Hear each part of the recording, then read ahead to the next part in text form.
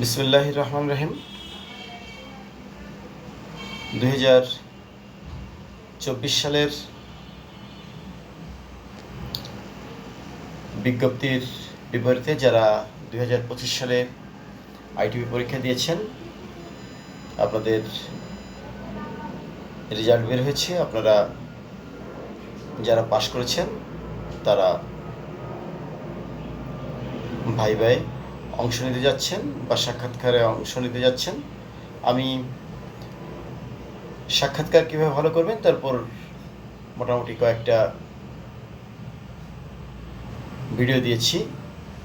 এখানে বলে রাখা দরকার যে আইটিপি যারা পাশ করেছেন তাদের মোটামুটি সিংহভাগ বা অধিকাংশ এখানে সাক্ষাৎকারে পাশ করবেন, খুব বেশি টেনশন নেই। কিন্তু যারা পাশ করবেন না তাদের জন্য আজকের এই টিপস বা কৌশল। কিন্তু যারা লিখিত পরীক্ষায় পাশ করার পরেও ফেল করবেন বা অকৃতকার্য হবেন, কেন তারা অকৃতকার্য হবেন আশা করি এই ভিডিও দেখলে বুঝতে পারবেন। আপনাকে সাক্ষাৎকার নেওয়ার উদ্দেশ্য হলো আপনি যারা আপনাকে লিখিত পরীক্ষায় পাশ করিয়ে দিল তারা আপনাকে দেখতে চান যে আপনি আসলে সঠিক ব্যক্তি কিনা। তাহলে আমরা কিছু কৌশল দেখব, যে কৌশলগুলো আমাদেরকে ফলো করা উচিত। আমি মোটামুটি একটু নোট করে নিচ্ছি যাতে জিনিসগুলো আপনাদের সাথে আলোচনা করতে সুবিধা হয়।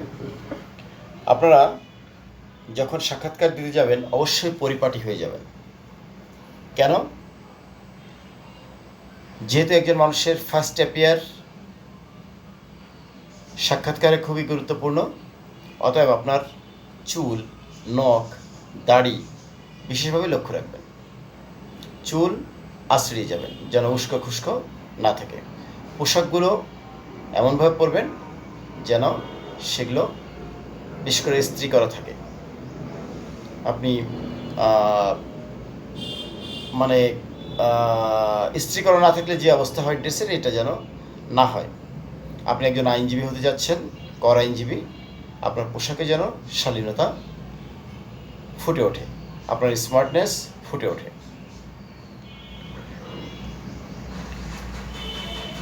আপনি যখন সাক্ষাৎকারের জন্য বসবেন, আপনি যদি মুসলমান হন বা অন্য ধর্মের লোক হন, আপনি আপনার স্বধর্ম অনুযায়ী যিনি আপনার ইন্টারভিউ নেবেন তাকে সালাম, আদাব, যেভাবে আপনি কমফোর্টেবল ফিল করেন আপনি এটা দিবেন।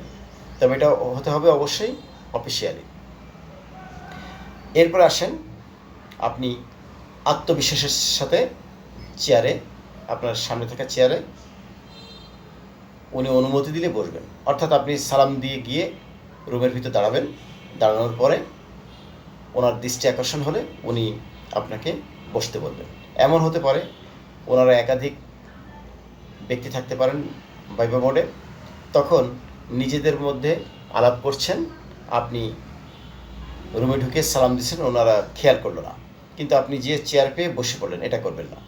আপনি দাঁড়িয়ে থাকবেন যতক্ষণ আপনাকে বসতে না বলা হবে, আপনি দাঁড়িয়ে থাকবেন। যদি ওই অবস্থায় আপনাকে প্রশ্ন করা হয়, আপনি প্রশ্নের উত্তর দিতে থাকবেন। আপনি কখনোই অনুমতি ছাড়া চেয়ারে বসবেন না। এরপর স্বাভাবিকভাবে ওনারা আপনাকে বসতে বলবেন, আপনি বসলেন। এই বসাটার ভিতর আত্মবিশ্বাস থাকতে হবে। আপনি কাচুমাচু দিয়ে একটু মাথা নিচু করে বা এমনভাবে বসলেন যেন তোষামোদির একটা ভাব থাকে, এটা আপনি করবেন না। আপনি আত্মবিশ্বাসের সাথে, আত্মসম্মানের সাথে সুন্দর করে বসবেন, মাথা উঁচু করে ঘাড় সোজা রেখে বসবেন। এরপরে আপনাকে যে প্রশ্নগুলো করা হবে, প্রশ্নগুলোর আপনি সঠিক উত্তর না দিতে পারলে আপনি ভুল উত্তর দেবেন না। আপনি ম্যাচুরিটি দেখানোর চেষ্টা করবেন, আপনি যা জানেন ঠিক ততটুকু উত্তর দেবেন। আপনার যে প্রশ্ন আসছে আপনারা জানেন যে অত্যন্ত সহজ মানের অত্যন্ত সরল সোজা প্রশ্ন করা হয়েছে যাতে আপনারা পাশ করতে পারেন। এই পাশ করার পরে আপনি ভাইভাতে যাচ্ছেন, স্বাভাবিকভাবে তারা জানেন যে প্রশ্ন সহজ করার অর্থ হচ্ছে আপনাদেরকে তারা নিতে চায়। কিন্তু নিতে চাওয়ার পরেও যদি আপনাকে নিতে না পারে, তাহলে কেন নিতে পারছে না এইটি আপনাকে বুঝতে হবে। এই বোঝাটার জন্যই মূলত আপনি আমার এই কথাগুলো শুনছেন।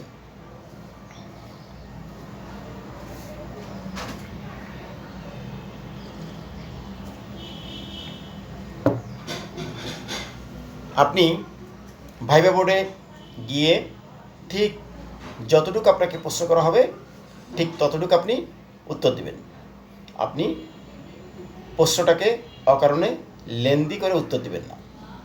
আপনি প্রশ্ন যেটা করবে সেই প্রশ্নের ঠিক ততটুকু উত্তর দেবেন, বাইরে কাউন্টার প্রশ্ন করবেন না। অর্থাৎ আপনাকে জিজ্ঞেস করা হলো আপনার বাড়ি কোথায়, আপনি বলবেন আপনার বাড়ি ময়মনসিংহ। আপনার বাড়ি যদি জিজ্ঞেস করে আপনি বললেন ময়মনসিংহ, আপনি তাকে কাউন্টার প্রশ্ন করলে স্যার আপনার বাড়ি কোথায়, এইটি করতে যাবেন না। এরপরে আপনার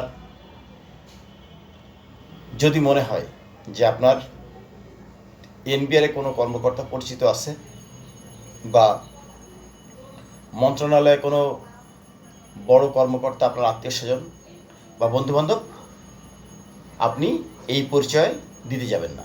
এটা আপনার জন্য হিতে বিপরীত হয়ে যেতে পারে।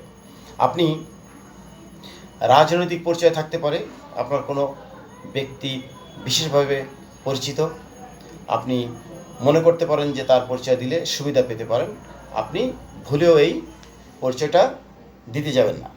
আপনার ছাত্র আন্দোলনে কোনো ভূমিকা থাকতে পারে, আপনি সেগুলো এখানে উল্লেখ করবেন না। এটা আপনার জন্য হিতে বিপরীত হতে পারে।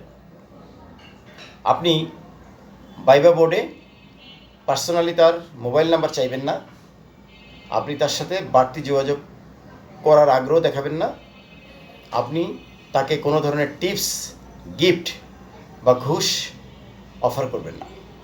কেন করবেন না? এখানে মনে রাখতে হবে যে ভাইভা বোর্ডে যারা আছেন তারা আপনাকে পাশ করানোর জন্যই বসছেন। আপনি যদি বাড়তি অতিরিক্ত কিছু করতে চান তাহলে এটা আপনার জন্য হিতে বিপরীত হতে পারে। পড়াশোনা। এখন আসেন কীভাবে আপনি ভাইভা ভালো করবেন। আপনাকে মনে রাখতে হবে আপনি আইটিপি পাশ করার এক ধাপ এগিয়ে গিয়েছেন। অর্থাৎ আপনি যেহেতু রিটেন পাশ করেছেন, ধরে নেন 99% আপনি পাশ করে গেছেন। এই পাস যেহেতু আপনি করে ফেলবেন বা আইটিপি হতে যাচ্ছেন, আপনি এই প্রফেশনে আসতে যাচ্ছেন, অতএব আপনি যদি পড়াশোনা করেন আপনার পড়াশোনা কিন্তু বৃথা যাচ্ছে না। অতএব আপনাকে এখনই উচিত টেবিলে বইপত্র নিয়ে পড়তে বসা। আমার সামনে দেখতে পাচ্ছেন একটা বই, আয়কর আইন 2023 সালের 12 নং আইন। এই যে মানে নতুন আইনের যে বইটা, এখানে খুব বেশি দাম না, হয়তো 150 টাকা দাম। আপনারা যারা ঢাকায় থাকেন পুরনো এনবিআর সামনে গেলেই বইটা পাবেন। আপনারা এই বইটা সংগ্রহ করে ফেলেন অল্প সময়ের ভিতর। আপনাদের জন্য ভালো সাজেশন হচ্ছে 2023 সালের যে ইনকাম ট্যাক্স অর্ডিন্যান্সটা, এটা সংগ্রহ করে এখান থেকে বেসিক যে বিষয়গুলো আছে সেগুলো আপনারা পড়েন। তাহলে বেসিক বিষয় কি? ইনকাম ট্যাক্স কি? ইনকাম ট্যাক্স আসলে একটা প্রত্যক্ষ কর। ইনকাম ট্যাক্স কারা দেয়, ইনকাম ট্যাক্স কেন দিবেন, ইনকাম ট্যাক্সের অধিক্ষেত্র কি, এখানে কর্তৃপক্ষ কারা, এরপরে আয়ের যে খাতগুলো আছে, বেতন খাতে আয়, বাড়ি ভাড়া খাতে আয়, সিকিউরিটিজ ইনকাম খাতে আয়, কৃষি খাতে আয়, মূলধনী খাতে আয়, এই যে বিভিন্ন ধরনের আয়ের খাতগুলো, এই আয়ের খাতগুলোর পরে আপনার স্বচ্ছ ধারণা যদি না থাকে তাহলে ক্লিয়ার করে ফেলেন। এই খাতগুলোর পরে পরীক্ষায় প্রশ্ন করার সম্ভাবনা, যদি আপনাকে বিশেষভাবে প্রশ্ন করতে চায় তাহলে এই খাতগুলোর পরে পরীক্ষা নিবে। এরপরে আপনি আসেন এনবিআর সম্পর্কে একটা ধারণা আপনার কাছে চাইবে।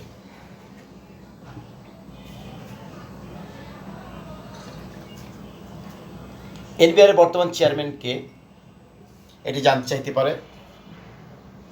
এনবিআর স্ট্রাকচার অনুযায়ী কিভাবে গঠিত হয়, অর্থাৎ চেয়ারম্যানের পরে মেম্বার, তারপর সচিব, এই যে কাঠামোটা। তারপরে ঢাকায় পুরাতন ইনকাম ট্যাক্সের জোন, নতুন জোন বা সমস্ত বাংলাদেশ ব্যাপী যে কর নেটওয়ার্ক বা কর জাল ছড়ানো, এটার অধিক্ষেত্র বা এটার ইনফ্রাস্ট্রাকচারটা কী, অর্থাৎ কারা কোথায় কীভাবে দায়িত্ব পালন করেন, সর্বনিম্ন অফিসার বা ডেপুটি কমিশনার অফ ট্যাক্সেস, এইভাবে কমিশনার পর্যন্ত শেষ পর্যন্ত এনবিআরের চেয়ারম্যান সম্পর্কে একটা স্বচ্ছ ধারণা আপনার কাছে চাইতে পারে। এই যে ইনকাম ট্যাক্সের আইনটা কত সালে, কত নম্বর আইন, ইনকাম ট্যাক্সটা কীভাবে পাস হয়, অর্থাৎ জাতীয় ন্যাশনাল পার্লামেন্টে আইন আকারে পাস হয়, রাষ্ট্রপতি সিগনেচার করেন, বিধিটা কোথায় পাস হয়, অর্থ মন্ত্রণালয় কী, তারপরে অর্থ আইন কী, দান কর কী, দান কর কত সালের আইন, বিধি কোথায় পাস হয়, এই যে ছোট ছোট প্রশ্ন, এইগুলো আপনি পাবেন মূলত প্রশ্ন পরে লেগে থাকলে। ছোট ছোট প্রশ্নের ছোট ছোট উত্তর আপনি দেওয়ার জন্য প্রস্তুত থাকবেন। এখন আরেকটা জিনিস হতে পারে, আপনাকে বিভ্রান্ত করতে বড় ধরনের কোনো প্রশ্ন করে ফেলতে পারে, তারা জানে যে এই প্রশ্নের উত্তর আপনি দিতে পারবেন না। তখন আপনি ভয় না পেয়ে নেগেটিভ উত্তর না দিয়ে সরি বলে দিলেন যে স্যার আমি এটা জানি না।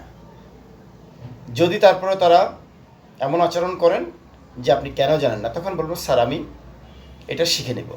আমি যেহেতু যদি আল্লাহ রহমত করেন আর আমি পাশ করে যাই, আমি এটা আয়কর অধ্যাদেশ পড়ব বা আরও নলেজ অর্জন করার সুযোগ পাবো, তখন আমি এই আইনগুলো বা এই বিষয়গুলো জেনে নিব। স্বাভাবিকভাবে ইনকাম ট্যাক্সের সাথে অ্যাকাউন্টিংয়ের একটা সম্পর্ক ওতপ্রোতভাবে জড়িত। অতএব অ্যাকাউন্টিংয়ের পরে বেসিক কিছু প্রশ্ন আপনাকে করতে পারে, অর্থাৎ জাবেদা কী, খতিয়ান কী, খতিয়ানকে হিসাবের রাজা কেন বলা হয়, দোতরফা দাখিলা কী, সিঙ্গেল এন্ট্রি কী, এই যে বেসিক প্রশ্নগুলো আপনাকে করে বসতে পারে। এরপরে আসেন, আপনি যখন আইটিভি পাশ করে গেছেন, আপনার এখন আর খুব বেশি টেনশন করার দরকার নেই। আপনার পাশের পরে মূলত আপনার সাক্ষাৎকারটা হচ্ছে আপনার ফার্স্ট অ্যাপিয়ারেন্সটা দেখা, আপনার চেহারা কেমন, আপনার বয়স কেমন, আপনি পজিটিভ মানুষ কিনা, আপনার পোশাক পরিচ্ছদ কেমন, এগুলো কিন্তু একটা সাক্ষাৎকারের মূল বিষয়। তাহলে আপনি যদি বয়স্ক লোক হন, আপনি যথাসাধ্য চেষ্টা করবেন একটু যেন আপনাকে বয়স কম দেখায়, যদিও বয়সের এখানে কোনো ব্যাপার নেই। তারপরেও একজন 70 ঊর্ধ্ব বয়স্ক লোক যদি আইটিভি পাস করে, তাকে একটা সার্টিফিকেট দিয়ে তার দ্বারা কী উপকার হবে। অতএব আপনি যদি লম্বা দাড়ি রাখেন, যদি পারেন একটু কেটে ছেটে সুন্দর করে আপনি একটু রং করলেন, কালো রং করলেন, একটু বয়সটা যাতে কম দেখা যায়। আর যদি স্বাভাবিকভাবে হয়, তাহলে আপনি আপনার মতো সুন্দর করে পরিপাটি করে আপনি যাবেন। কিন্তু আপনাকে অবশ্যই ড্রেস কোড ফলো করতে হবে। ড্রেস কোড বলতে আপনি এই যে কালো প্যান্ট পরবেন, কালো টাই, সাদা জামা, যদি সম্ভব হয় আপনি কালো কোট পরবেন, কালো জুতো পরবেন। মেয়েদের ক্ষেত্রেও তাই, আপনি সাদা জামা পরবেন, সাদা সালোয়ার কামিজ পরবেন, আর যদি কোট পরেন কালো কোট পরবেন। এটা হচ্ছে মূলত যারা কোর্টে প্র্যাকটিস করেন তারা যে ড্রেস কোড ফলো করেন, বা বার কাউন্সিলের যে কোড, আপনি একজন ফিমেল অ্যাডভোকেট যে জামা কাপড় পরেন এটা ফলো করলেই হয়ে যাবে। বয়স্ক লোক হলে এখানে সার্টিফিকেট না দেওয়ার কিছু নাই, কিন্তু আপনাকে প্রুভ করতে হবে যে আপনি আসলে এই প্রফেশনটা কেন আসবেন। আপনি বয়স্ক লোক হলে বলবেন যে আপনি আসলে এখন চাকরি বাকরি তেমন করেন না, এই সার্টিফিকেটটা পেলে আপনি স্বাধীনভাবে কাজ করতে পারবেন। একইভাবে যদি বয়স কম হয় তাহলেও সমস্যা না, আপনি বলবেন স্যার আমি অল্প বয়স, আমি যদি এখন সার্টিফিকেটটা পাই তাহলে সারা জীবন আমার জন্য ইনকাম ট্যাক্স প্র্যাকটিস করা সুবিধা হবে। একইভাবে চাকরিজীবীদের ক্ষেত্রে যদি বলে যে আপনি তো বর্তমান চাকরি করছেন, আপনি ইনকাম ট্যাক্স প্র্যাকটিসে আইটিপি পাস করলে তো আসবেন না, তাহলে আপনাকে সার্টিফিকেট দিয়ে কী লাভ? আপনি বলবেন না, আমি পাস করে গেলেই আমি স্বাধীন পেশা, আমি ইনকাম ট্যাক্স প্র্যাকটিস করতে চাই। কিন্তু আপনি যদি কোনোভাবে বলেন যে না আপনার ইনকাম ট্যাক্সে আগ্রহ নেই, আপনি একটা সার্টিফিকেট অর্জন করার জন্য পরীক্ষা দিয়েছিলেন, তাহলে কিন্তু আপনাকে এই পরীক্ষায় ফাইনালি সার্টিফিকেটটা দিবে না। দ্বিতীয়ত হচ্ছে, আপনি যদি সরকারি চাকরিজীবী হন তাহলে আপনাকে চাকরি ছাড়ার ওয়াদা করতে হবে। এটা গেল চাকরিজীবীদের ক্ষেত্রে। এরপরে আপনি মোটামুটি এই প্রফেশনে থাকবেন, এই প্রফেশন কেন আসতে চাচ্ছেন, এই ব্যাখ্যা বিশ্লেষণগুলো তারা যেভাবে উত্তর আশা করে আপনি সেইভাবে পজিটিভলি দিবেন।